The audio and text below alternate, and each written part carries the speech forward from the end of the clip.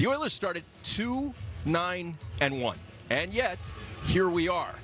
This guy, one of the most respected hockey executives of his generation, the winged wheel, 3 cups. Tonight, Game 7. How did we get here? How long do we have? Take your time. Yeah. You know what? It's been a roller coaster year. I think that all the adversity that we faced at the start of the year paid dividends here in the playoffs for us because we've been down a few times. But when we were 2-9-1, I think the biggest thing was we were 2-7-1. I met with Conor and Leon in San Jose, and we actually lost the night before. And I just, they believed, and we all believed that we would come out of this spiral and get this thing turned around. Unfortunately, we had to make a coaching change. Chris Knobloch's had a big impact on where we are today. But I think it's the belief, the leadership of the hockey club that we had a really good team, and whenever we faced adversity through the regular season, we found a way, and I think it's served us well in the playoffs. What was it about Chris Knobloch in that moment that made you think that this should be the guy right now? Well, Jeff Jackson deserves most of the credit because obviously a number of his clients played. Connor played for him in Erie. I interviewed Chris Knobloch 5, 6, 7 years ago in Detroit for the Grand Rapids job when we were looking for a Grand Rapids coach. So from that point forward, I kind of followed his career. He did a lot of winning, and everybody that I talked to had nothing but good things to say about him. Ryan Martin, who was my assistant manager for many years in Detroit, was Chris's boss with the New York Rangers, was the general manager of the Hartford team. So between what Jeff knew and the people I talked to, felt that he was the right call. Obviously, as a rookie, you're never quite sure because it's the hardest league in the world, but being around him, he's got a ton of confidence. Obviously, he's made some really difficult decisions during our playoff run here that have got us to this point in time. And, he's you got to take the hat off to him because he's made tough calls and the team has really responded for him. Kenny, take us inside those tough decisions, because we talked about the move to take Stuart Skinner out of the net during that second round series against Vancouver. To me, that's a pretty significant move. Is that something that the coaching staff deals with? Do you guys in management get involved? Because, there's so much experience. You bring so much experience to the table. What's that discussion like for any of these personnel decisions leading into playoff games where everything's on the line? Well, I know he talked to everybody. He got my opinion. Obviously, Chris and the goalie coach would talk about the most. I think at the end of the day, Pick played really good for us all year long, and we could go 2.5 weeks, and we'd throw Pickard in the net, and he'd give us a really good outing. So, it really started out in November when we were 2-9-1. We lost in Vancouver on a Monday night. Tuesday, made a decision to put. I talked to Woody, Jay Woodcroft. I talked to the goalie coach, Dustin, and we made a decision to put Jack Campbell on waivers. And then I called in Stewie, and I said, Stewie, you had a great year. Basically, here's the keys. You got to take the car and drive it. And you got to and run with it. And he took it from there. The plan was always to, at some point in time, bring Jack back. But there was such great chemistry, and Pick played so good, and Stewie responded that we stuck with it all year. And that's obviously all that would factor into feeling comfortable to making that decision. You know what's amazing? We talk about a lot of your successful transactions that you've had over the last year or so. But even going back to last year, bringing in Matthias Ekholm and how he transformative fleece to your back end, and he put everyone in different roles. Did you have any idea that it could possibly work as well as it has with Ekholm and what he's done for Bouchard as well? I'd like to say yes, but you never really know. Certainly, I was bringing him in because he was 6'4", he was experienced, he was going to give us some presence on the back end, shot left. I knew that in order to bring him in, we had to move money out. We knew we had Bush. I'd watched Bush Lotzen Jr. Should have drafted him for Detroit. Missed that one. Amazing.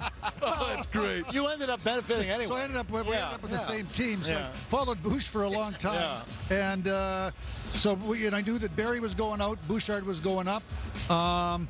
I thought that Duncan Keith had a real positive impact on Bush the year before, and then when Duncan made a decision to retire, the kids were playing together, Broberg and Bush in the third pair. So when we made the deal at the trade deadline, Bush went up to play with Ekholm. Unfortunately, or fortunately, I guess, we never really had an injury on defense from the time we did the deal until.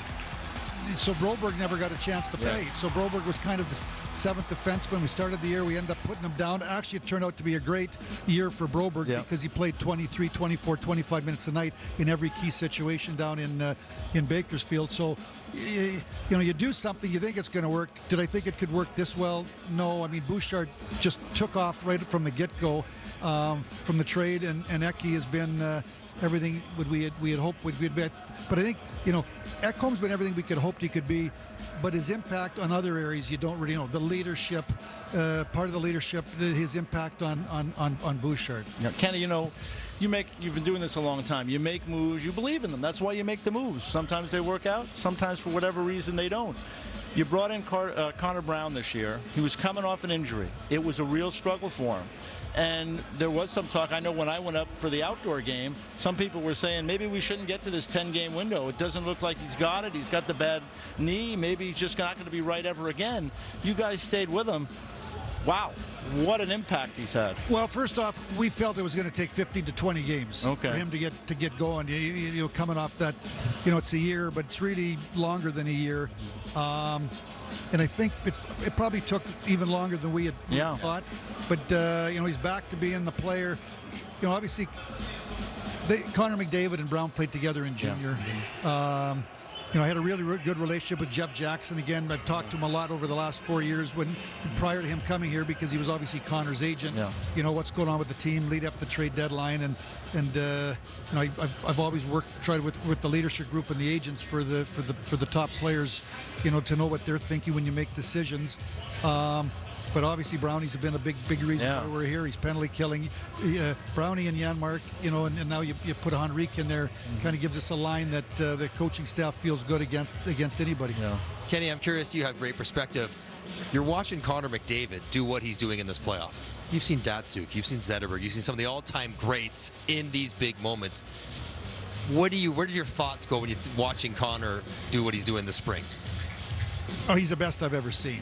Yeah. How about that? Yeah, I mean, you around Yzerman, I'm out of them all. Really. And I think, and all the great ones have incredible determination and commitment and sacrifice, the intangibles. Everyone sees the hockey sense and the speed, but they're behind the scenes, the commitment, the sacrifice, the practicing, staying on the ice extra, being out early, hitting the gym, the drive, the determination, and he's got all those intangibles added with the skill set that he's got. He's, like I said, he's the best player that I've ever seen. He's driven, motivated. He's an incredible hockey player. Lots of players talked about his preparation, like the stuff he does off ice, the cold tubs, all that kind of extra work that you think maybe he's just blessed to be that great, but it's a lot of work that goes into making him as great as he is. He obviously, all great players have higher standards, higher bars than everybody else, and they want to live and play to those bars on an everyday basis. So they do. They're doing a lot away from what people are seeing in order to play at that level. Hey, he's one of them. I got one more quick one for you before I let you go. Paul Coffey being around this team. I get to be around him every once in a while downstairs. He just seems like just such a no-nonsense guy, straightforward, has had all that success, a legendary player. Seems like he's kind of left a mark here too. Big time. First off, if you're a defenseman and your coach his jersey's up in the rafters and he's in a credibility. Not bad. Yes. Yeah. So right off the bat, if he says he believes in you, you feel pretty good about yourself. Oh yeah. So I think he came in right off the bat. He's Paul Coffey. So he's talking to him. He's believing in them. I thought he made some tweaks. He was a puck possession guy, so he really impressed upon our defense. The more that they can pass the puck, the better it is. If you make a mistake, you're going back out there. And I just think that, with his resume, he is a no-nonsense guy. He's got great relationship with the defenseman, and they've really responded to him. Kenny, last one. You watch the game tonight. You get nervous? You know what? If you're not nervous, you're not a human being. I mean, you're playing one game for the Stanley Cup. But I would say, confident. I've watched our team all year long. I've watched this in adversity. And I'm sure they're feeling the same thing on the other side.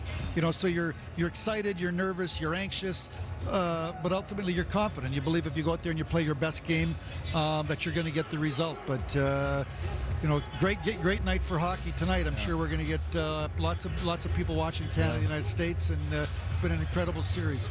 It's been a thrill visiting with you. Good luck to you and your team.